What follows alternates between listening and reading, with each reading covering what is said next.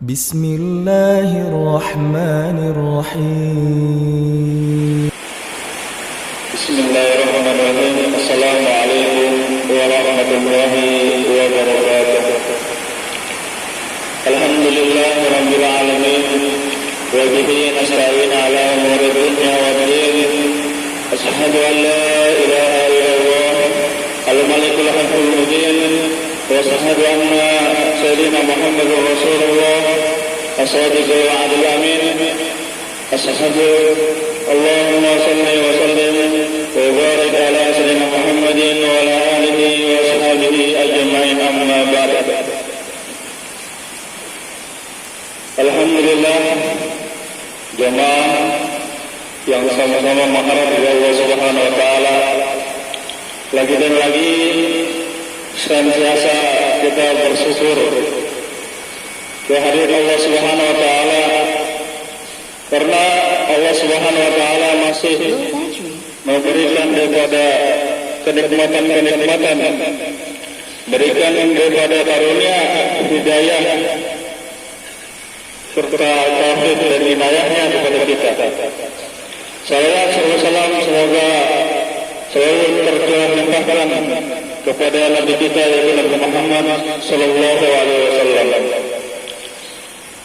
Jemaah yang dimuliakan Allah Subhanahu wa taala, alhamdulillah telah diberikan kepada kita kesempatan yaitu untuk menemui atau memasuki daripada bulan Ramadan yang mulia, di mana di bulan ini Allah Subhanahu wa taala memerintahkan daripada hamba-hambanya yang beriman untuk berpuasa. Dan Allah Subhanahu wa taala akan memberikan janji-janjinya kepada orang yang berpuasa karena Allah dan mengharap daripada pahalanya. Bismillahirrahmanirrahim.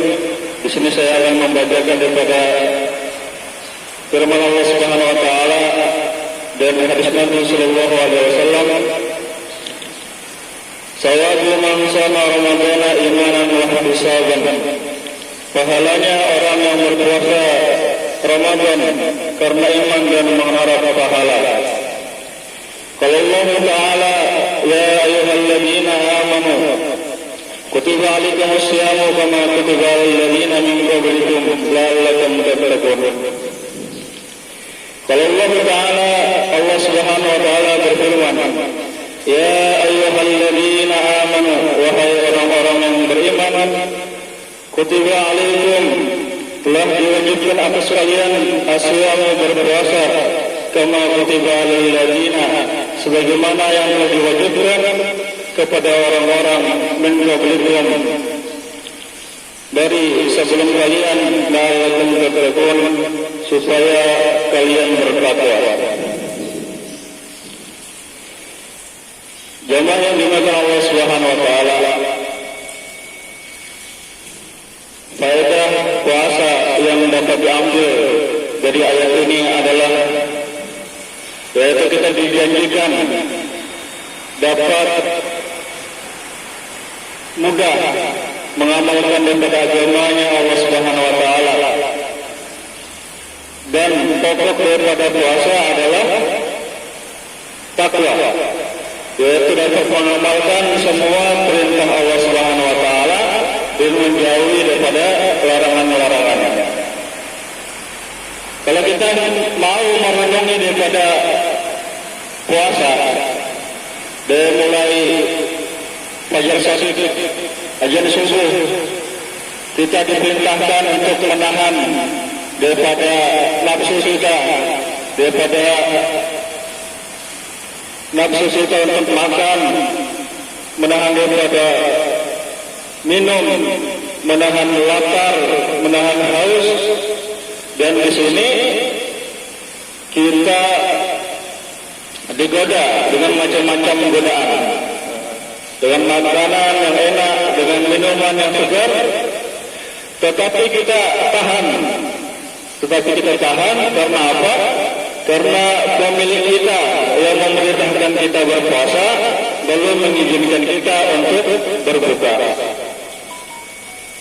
Jika sudah tiba waktunya yaitu azan maghrib, maka sudah waktunya untuk berbuka, maka disitulah kita baru menyentuh daripada makanan dan minuman.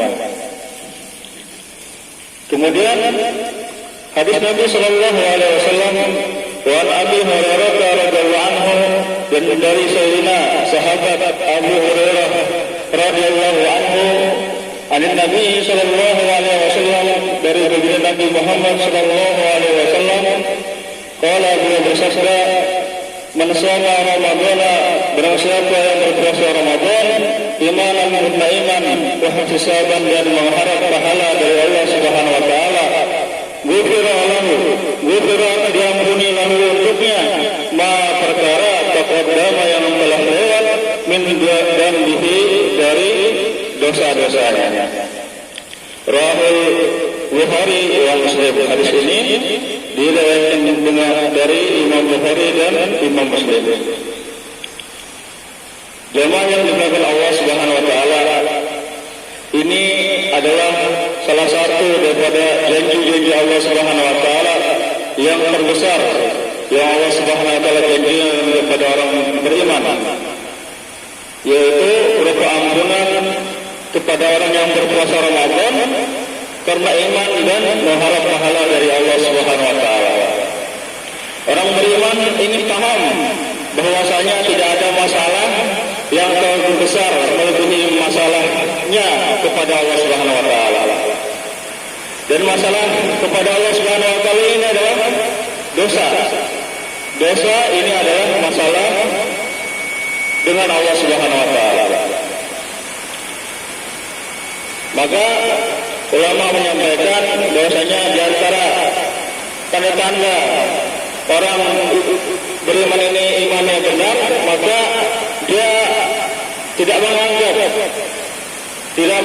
bahwasanya dosa yang dia perbuat, pelanggaran yang dia perbuat di hadapan Allah Subhanahu wa taala ini dosanya kecil, tetapi dianggap besar, dianggap dosa besar karena dilakukan di hadapan Allah Subhanahu wa taala. Dan sebaliknya, orang yang mempunyai iman yang rusak, iman yang buruk, maka akan merasa bahwasanya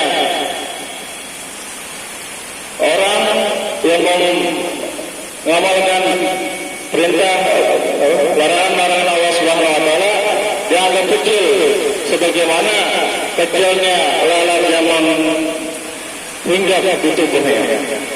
Maka hadirin yang dimuliakan Allah Subhanahu wa taala, jemaah yang dimuliakan Allah Subhanahu wa taala, semoga Allah Subhanahu wa taala memberikan kita taufik hidayahnya kepada kita, supaya semoga kita bisa menjalankan puasa kita dengan lancar, dengan istiqomah, dan kita barengi dengan iman kepada Allah Subhanahu wa taala dan mengharap ridha Allah Subhanahu wa taala, mengharap pahala dari Allah Subhanahu wa taala.